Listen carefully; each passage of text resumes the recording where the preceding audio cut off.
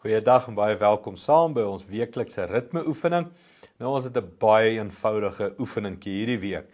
En dis soos volg. Jy moet Johannes 3 vers 30 op 'n ballon gaan neerskryf terwyl hy afgeblaas is.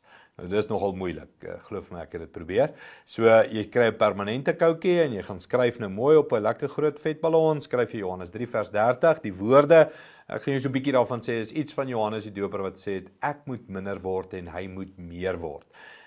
Nou die hele ding van meer word gaan jy dan doen, dan vat jy die ballon en jy blaas hom op.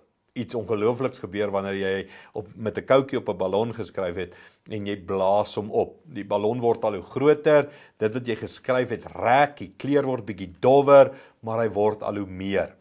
Het lyk so iets soos 'n tattoo wat jy gekry het toe jy 18 was en hoe die tattoo lyk wanneer jy 60 is, hy't so bietjie verkrummel, nê. Maar wat jy gaan doen is jy skryf Johannes 3:30, iets van ek moet minder word, God moet meer word, Jesus moet meer word en dan soos wat jy hom opblaas, kyk jy hoe word hy meer.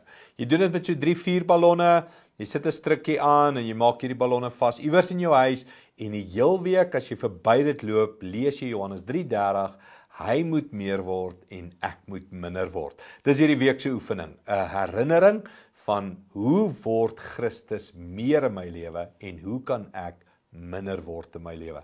Sterkte met die oefening, vat 'n paar kleurballonne, lekker speel en as mense jou vra wat sê die ballonne, dan sê jy ek's besig met 'n oefening oor hoe kan Christus meer word en ek minder word. Sterkte, geniet dit, ons praat weer.